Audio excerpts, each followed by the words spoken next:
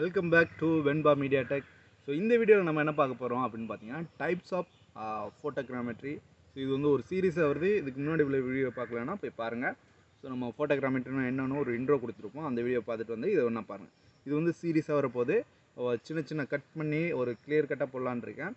Okay, types of ஃபோட்டோகிராமெட்ரி அப்படின்னு பார்த்தீங்கன்னா ரெண்டு வகையான டைப்ஸ் இருக்குது. ஒன்று வந்து aerial view photogrammetry and close range ஃபோட்டோகிராமெட்ரின்னு சொல்லுவாங்க. இந்த ஏரியல் வியூ ஃபோட்டோகிராமெட்ரி பார்த்தீங்கன்னா ட்ரோன் வச்சு நீங்கள் வந்து ஃபோட்டோ எடுப்பாங்க. நார்மலாக ஃபோட்டோகிராமெட்ரினாவே ஒரு ஆப்ஜெக்டை சுற்றி நம்ம கேமரா வச்சு சுற்றி எடுக்கணும்.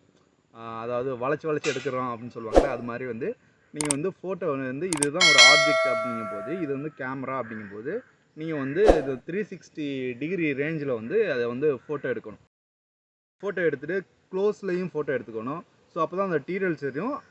இது என்ன பண்ணும்னா அந்த சாஃப்ட்வேர் வந்து இதோட டார்கெட் பாயிண்ட்டை வந்து மேட்ச் பண்ணி நமக்கு வந்து 3D வந்து 3Dயாக கொடுக்கும். இதை நம்ம வந்து FBXாவோ எல்லா 3D ஃபார்மேட்லேயும் எடுத்துக்கிட்டு ஃபர்தராக அதை வந்து ப்ராசஸ் பண்ணலாம். அது என்னென்னக்கான யூஸ் கேஸ் இருக்குங்கிறத அது ஒரு தனியாக வீடியோவை நான் போடுறேன்.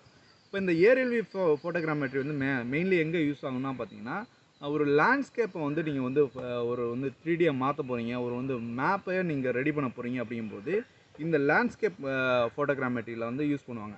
அதாவது ஒரு ட்ரோனை மேலே பறக்க விட்டு அது மூலமாக வந்து ஒரு வீடியோவுக்கு 360 வீடியோவோ இல்லைனா 360 டிகிரியில் வந்து ஃபோட்டோ எடுத்துக்குவாங்க. மெயினாக வந்து வீடியோவை எடுத்துக்கிட்டு அதை வந்து ஃபோட்டோவாக கன்வெர்ட் பண்ணிக்குவாங்க ஃப்ரேம் பை ஃப்ரேமாக.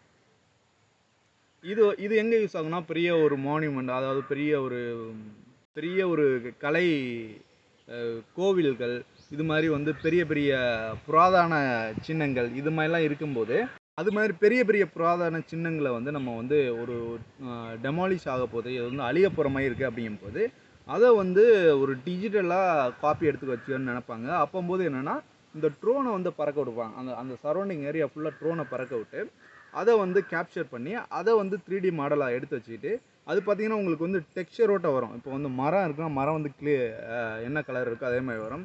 ஒரு சிலை இருக்குன்னா சிலை மாதிரியே உங்களுக்கு வந்து டெக்ஸ்சரோட்ட வரும். ஸோ இதுதான் பார்த்தீங்கன்னா ஏரியல் ஃபோட்டோகிராமெட்ரி.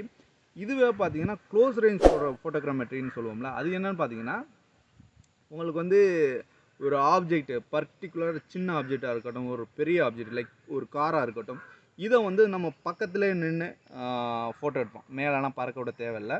நம்மக்கிட்ட ஒரு DSLRோ இல்லைனா ஒரு ஃபோனு ஒரு நல்ல குவாலிட்டியான ஒரு ஃபோன் இருந்தாவே போதும். ஃபோட்டோகிராமெட்ரி வந்து நம்ம வந்து க்ளோஸ் ரேஞ்ச் ஃபோட்டோகிராமெட்ரி வந்து நம்ம பண்ணலாம். இப்போ வந்து மெயினாக இதே மாதிரி தான் ஒரு க்ளோஸ் ரேஞ்ச் ஃபோட்டோகிராமெட்ரியுமே என்னென்னு பண்ணுவாங்கன்னா, ஒரு ஆப்ஜெக்டை வச்சுட்டு நம்ம சுற்றி வந்து DSLR கேமராவோ இல்லைனா மொபைலில் உள்ள கேமராவோ அது மாதிரி எடுத்துக்கிட்டு அதுக்கப்புறம் போய் ப்ராசஸ் பண்ணி அதை வந்து 3D மாடலாக எடுத்துக்குவோம். ஸோ இது வந்து டூ டைப்ஸ் ஆஃப் ஃபோட்டோகிராமெட்ரியில் ஒன்று வந்து ஏரியல் வியூ ஃபோட்டோகிராமெட்ரி, இன்னொன்று வந்து க்ளோஸ் ரேஞ்ச் ஃபோட்டோகிராமெட்ரி. ஸோ இதில் வந்து மேக்ஸிமம் வந்து க்ளோஸ் ரேஞ்ச் ஃபோட்டோகிராமெட்ரி நிறைய பேர் வந்து கமர்ஷியலாக யூஸ் பண்ணுவாங்க. அதாவது கமர்ஷியலானா நிறைய பேர் வந்து ஒரு மாடல் கிரியேட் பண்ணி அதை செல் பண்ணுறது அப்படி மாதிரி யூஸ் பண்ணுவாங்க. இல்லைனா வந்து ஒரு ப்ரொடக்ஷனுக்கு யூஸ் பண்ணுவாங்க.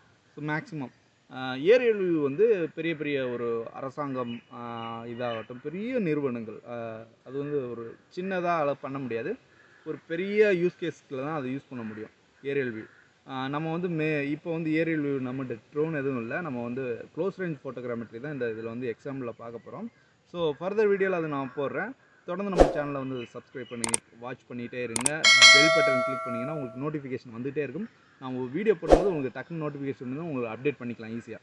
ஸோ அதனால் வந்து நீங்கள் வந்து நம்ம சேனலை வந்து சப்ஸ்கிரைப் பண்ணுறது மட்டும் இல்லாமல் இந்த பெல் பட்டனை அமைக்கிங்க. குறிப்பாக நம்ம சேனலோட டிஸ்கிரிப்ஷனில் வந்து நம்ம டெலகிராம் லிங்க் இருக்குது. அதில் போய் ஜாயின் பண்ணிக்கிட்டிங்கன்னா உங்களுக்கு எந்த சந்தேகம்னாலும் எனக்கு உடனுக்குடன் கேட்டுக்கலாம். நான் இது வச்சும் நிறைய பேருக்கு வந்து அவங்களோட ஒர்க் பண்ணி இருக்கும்போது சந்தேகம் வரும்போது நான் ஆன்சர் பண்ணிகிட்ருக்கேன். நீங்களும் அதை பயன்படுத்திருக்குங்க. நன்றி. அடுத்த வீடியோவில் சந்திப்போம். பாய்.